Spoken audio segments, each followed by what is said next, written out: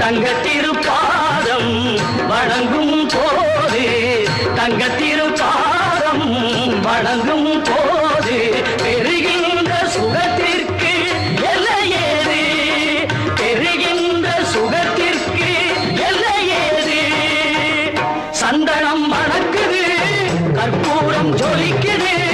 கந்தகிரி கோவில் வந்தால் நன்மையெல்லாம் நடக்குது